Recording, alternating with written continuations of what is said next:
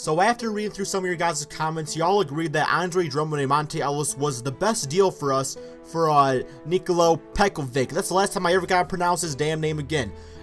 When I went back to do the trade, they also wanted my other first round draft pick, which wasn't really a big deal because I think come free agency I could just trade somebody and get a better draft pick anyway. So I didn't really think it was a big deal. I'm kind of sad to say goodbye to Adrian Payne. I really like his game out there. I was really looking forward to developing it into a good solid role player for our team going forward, but we had to cut our loss there. Andre Drummond is just too hard to pass up.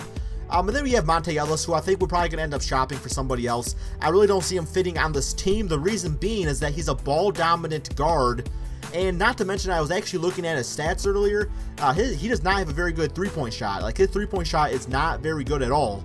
So I think we're going to look to shop him and maybe see what kind of player we can get. He's still a very solid player, so, we'll get something back for him. And let's take a look at some trades here.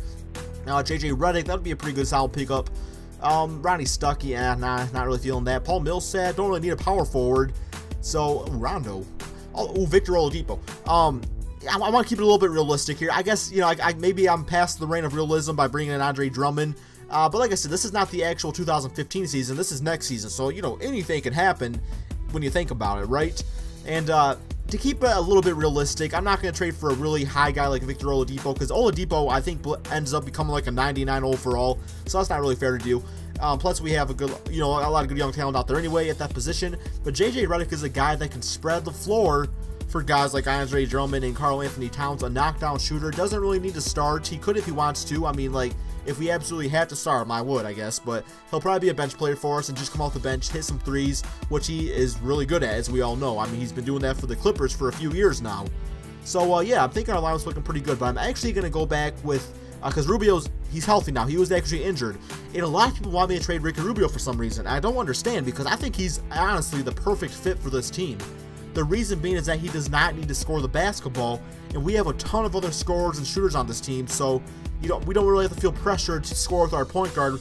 If you might have a guy like, like a Chris Paul or a Kyle Lowry, or just to name a few, Derrick Rose. But he plays really good defense. He could really get stealing the basketball. Like, his steal is really nice on this game. But of course, his passing ability, just his court vision is really something special out there. So yeah, I'm pretty happy with Rubio as our point guard. Now, if we don't end up doing very good in the playoffs, or whatnot, if we even make the playoffs, then maybe we'll look to shop him in free agency or in the offseason. But for now, I think I'm going to stick with Ricky Rubio. Plus, a lot of people end up trading him anyway. So it's like, I kind of want to stick him around, see how he can do for us out here. But yes, I think there's definitely a few more moves to be made on our team here. We're currently, I believe we are 2-4 or something like that, so we're not off to a great start. Michael Scott, not really Mike Scott, I guess Michael Scott, that's from The Office, right? Love that show, by the way. But Mike Scott and Shabazz Muhammad, I'm going to see what I can package these guys for. Maybe try to bring in a veteran out here, or somebody that can actually, maybe help our team a bit more. I would like to actually bring in a better small forward, but I guess J.R. Smith could play small forward if we really need him to, so just kind of looking at some different trades here. Nothing really spectacular with those two guys. Maybe try to offer a bit more here, or let's see what we can get from Mike Scott. Anything here? Josh Smith? Heck no. Carlos Loser? Nope.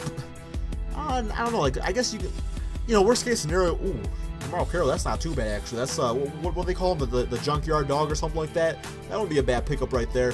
But the thing is that I'm seeing we can get some draft picks here. So worst case scenario, we keep Mike Scott on this team, and we can end up trading him for maybe a first round free agency or something like that off season. But I still want to take a few more looks here. Devin Booker, we drafted him, and I think he's going to be a very good player here. But I saw this trade: Tim Hardaway Jr. and Carlos Boozer for these three guys.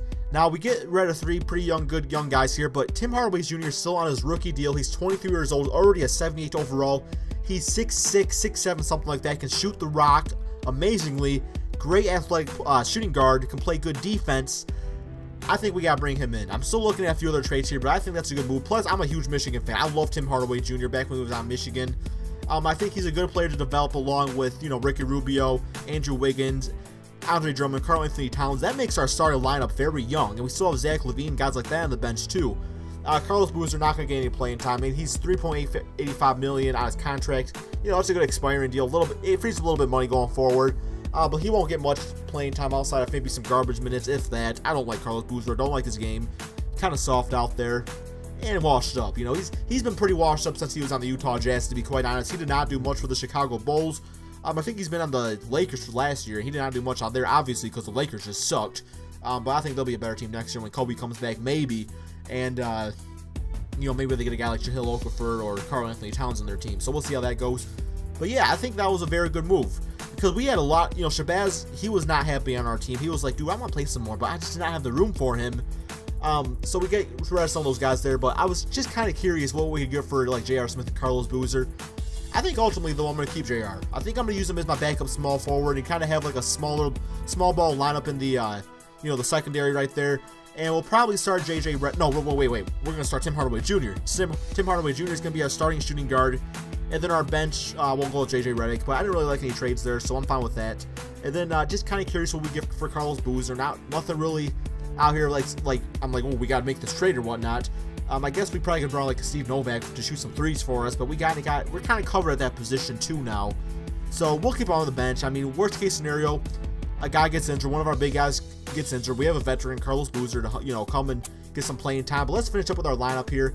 Zach LaVine, you know, a lot of people probably want to see him starting, but I already said earlier in the video, I like Ricky Rubio, and I like Zach LaVine, his athleticism coming off the bench. Kevin Garnett's going to get a few more minutes. Chris Anderson, getting kind of up there in age, don't really need him anymore. Jimmer Fredette was a good backup for us. He actually played solid basketball when Ricky Rubio was out with his injury. So we're going to keep him on his team, but he's going to be a bench warmer. We just don't have the room for him to play right now. He'll get garbage minutes if need be.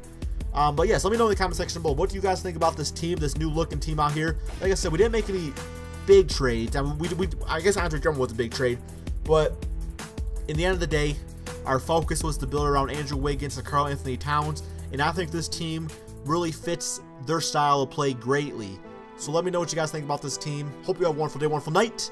Whenever you're watching this video, please remember to subscribe. Have a good one, my friends. Peace out.